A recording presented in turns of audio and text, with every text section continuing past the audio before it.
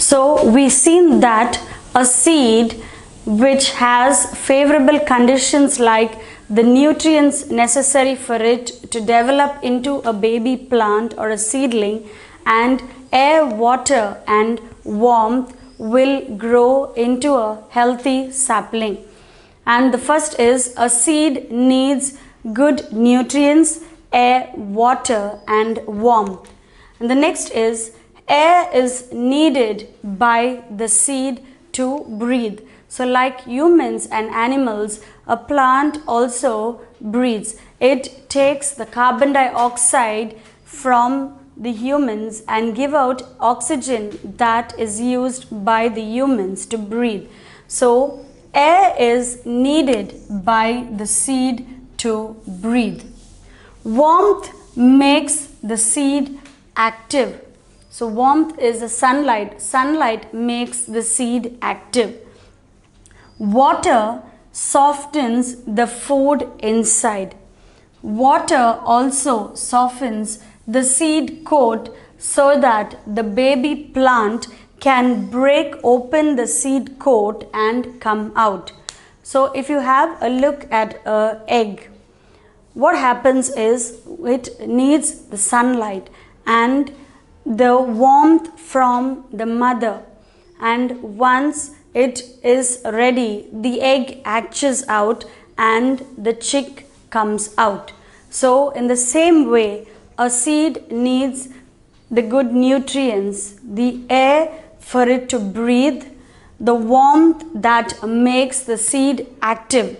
And the purpose of water is, first the water softens the food inside, and then it softens the seed coat, because we have already seen that the seed coat is a hard outer covering, and it is hard because it protects the seed from getting damaged. So the water softens the seed coat in order that the baby plant can break open the seed coat and come out.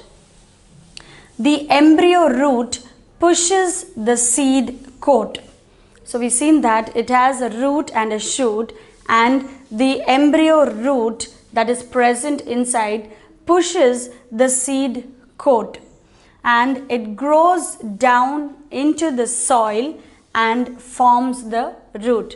So the embryo root that is present inside the seed, it pushes open the seed coat and it grows down into the soil and forms the root. The cotyledons are pulled upwards. The baby plant called seedling starts coming out of the cotyledons. So if we have a look at the seed, we see that the water softens the seed coat so that the baby plant can break open the seed coat and come out. The embryo root that is present inside the seed, it pushes the seed coat and it grows down into the soil and forms the root. The cotyledons are pulled upwards and the baby plant called the seedling starts coming out of the cotyledons.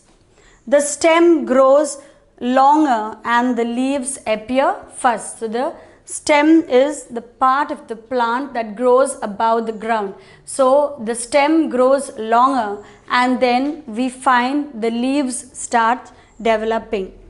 When the leaves develop completely, the cotyledons fall off. So once the leaves have developed completely, you find that the cotyledons, they fall off. And later the branches, buds, flowers and fruits appear. So next is all these appear. So we see that a seed needs nutrients along with air, water and warmth. Next is air is needed for the seed to breathe. Warmth makes the seed active and the water softens the food and it softens the seed coat so that the baby plant can break open the seed and come out, the seed coat and come out. and we find that the embryo root, it pushes the seed coat. It grows down into the soil and forms the root. The baby plant called your seedling starts coming out of the cotyledons. The stem grows longer and the leaves appear first. When the leaves develop completely, the cotyledons fall off and later the branches, buds, flowers and fruits appear. So this is the process of germination of a seed. So the process of germination is thus completed. So once the leaves develop, you find that the cotyledons fall off and later the branches, buds, flowers and fruits appear. And this process of germination is thus completed. The part of the seed that grows upwards and gives rise to the shoot system is called the plumule. So we see that the part of the seed that grows upwards and gives rise to the shoot system is called plumule, and the part of the seed that grows downwards and gives rise to the root system is called radicule. So we are learning some different names. So we see the part of the plant that grows upwards and gives rise to the shoot system is called the plumule, and the part of the plant that grows downwards and gives rise to the root system is called your radicule. So if we have a look at our chart, we have two plants. One is your dicot, that is two seeds, and the other is your monocot, that is a single seed. So you see that this is the radicule. So it is the radicule, that is the part of the plant that grows downwards, the roots, and you find that the roots grow downwards and spreads under the ground. This is your cotyledon, which grows above the ground, and once the leaves develop, these cotyledons fall off. Then we see that these are the first leaves that appear on the plant. So this is about the dicotyledonous or dicot seed. So we see the radicule that grows downwards and into the ground, and next is the cotyledon which grows upwards, and once the leaves develop, the cotyledon falls off, and these are the first leaves that appear on the plant. In our next we have the monocot seed, which we have the seed coat, we see the roots there. Then this is the radicule, that is the roots which bury itself under the ground. We see the roots, and these are the first leaves that appear on the stem. So this is a dicot plant and this is a monocot plant.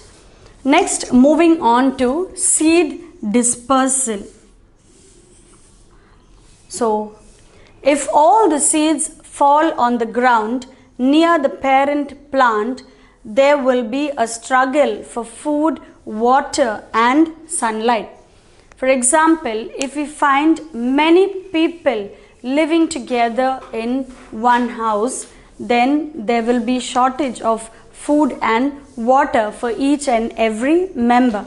In the same way, if the seeds of all the seeds fall and remain near the parent plant, then there would be a struggle for air, water and sunlight. So if all the seeds fall on the ground near the parent plant, there will be a struggle for food, water and sunlight. So the seeds have to be spread out in a large area so that at least some of the seeds will get suitable conditions and grow up into adult plants. So again, I repeat it. So we have seen the process of germination. Next, we're talking about the two new terms that we will be learning. So, the part of the seed that grows above the ground upwards and gives rise to the shoot system is called plumule. The part of the plant that grows downwards and gives rise to the root system is called your radicule. Next, talking about seed dispersal.